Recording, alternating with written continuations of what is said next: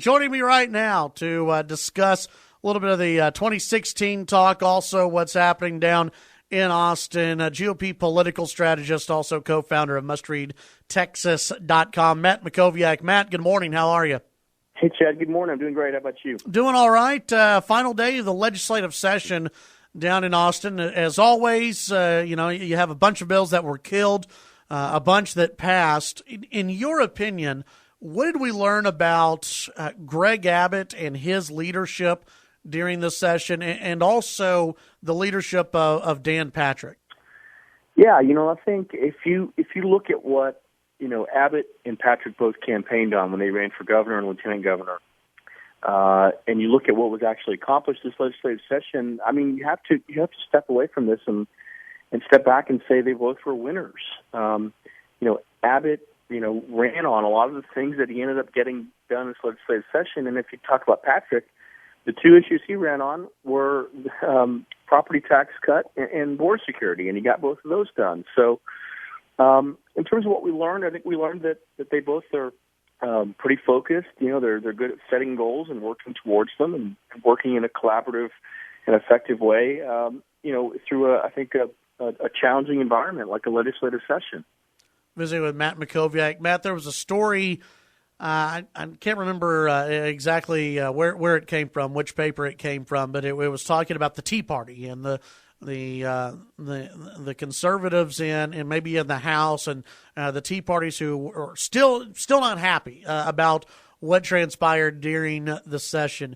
Is that a case of you have a bunch of lawmakers who are going around promising to get stuff passed that, honestly, during a session, the session's designed to kill bills, not to get a bunch of stuff passed? Is it just people who don't know the process, or is it just a bunch of frustration that's out there? I think anytime you have a session happen, there's always things that don't get done that people want. And if you look at some of those base issues, two of them, come back to the immigration issue, ending in-state tuition and sanctuary cities. Both were left undone. They didn't get a spending cap, which a lot of fiscal conservatives really wanted to see. So there were sort of some base things that were motivating, but just didn't get done. Look, I think this is one of those sessions where everybody's got something they can sell. Mm-hmm. Everybody's got something that they feel like is an accomplishment. There are definitely some conservative activists across the state who are frustrated, who feel like they didn't get what they wanted. But I think for the elected officials themselves, they feel like they got the major issues dealt with, and that that's something they can run on when they run for re-election. Visiting with Matt Mackowiak of MustReadTexas.com, GOP political strategist. Let's take a look at 2016. Lindsey Graham will be announcing today that he's officially in running for president. Former Governor Rick Perry will announce later on this week that he's officially in. Let me ask you this. Is there a possibility that we have too many Republicans running for president? I think yes, probably. I mean, on the other hand, I mean, everyone that's running, with only maybe one or two exceptions, I think, has something they can sell. They have, their own experience. They have something they're bringing to the table. Even if you look at someone like George Pataki, who, it's not much of a path for someone like him. He was a 3-term governor of New York. I mean, how do you sell a 3-term governor of New York? You can't run for president. You know what I mean?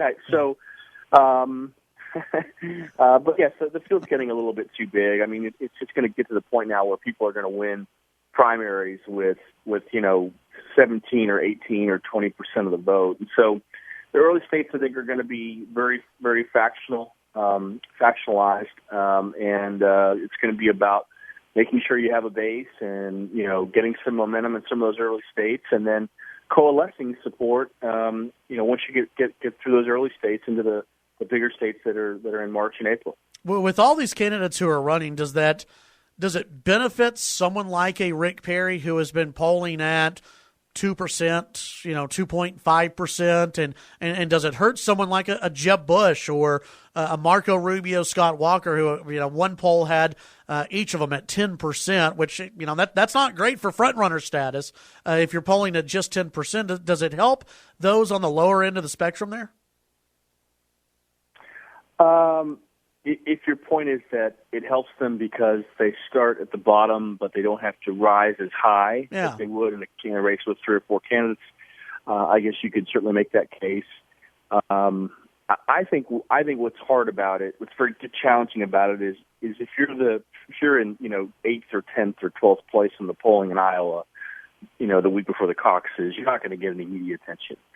And so I actually think it's going to be very hard for some of these candidates to break through, to get traction, to get media attention, to get people to show up to their events. I mean, if you're living in Iowa, you're going to be getting dozens of mail pieces this fall from different candidates, and there's going to be so many different events. It's going to be very hard for the average person to follow it. It's just going to be very, very difficult. And so I think that probably gives an advantage to people that have a base, that are bringing a base with them. I think it helps candidates that have higher name identification. It probably helps candidates that have already run once before who are known commodities. So I think it helps maybe someone like Huckabee or Perry or Santorum perhaps. But look, Chad, this thing is so unpredictable right now. Yeah. I think Jeb Bush is a very weak front runner. I think Jeb, Scott Walker, Rubio, and Cruz are in the first tier. But I think the second tier is 5 or 6 people that could all be the nominee. I mean, it is extremely unpredictable. And look, the field is going to keep growing, and we're going to have 16 or 17 or 18 candidates. And I guess they're going to start differentiating themselves in the debates. But you got to be able to get into the debates, and even that's an open question right now. Yeah, absolutely. Been visiting with Matt Mackowiak. Matt, what can folks find on mustreadtexas.com today? Yeah, we've got all the closing coverage of the legislative session, which ends tonight at midnight. A lot of good stuff there, and a lot of the presidential coverage, obviously, Perry and Cruz and everyone else, and Perry announcing in Dallas on Thursday. You can find it all at mustreadtexas.com. All right, Matt Mackowiak. Follow him on Twitter as well, at Matt Mackowiak. As always, appreciate your time, and we'll visit with you again next week. Thanks. Take care.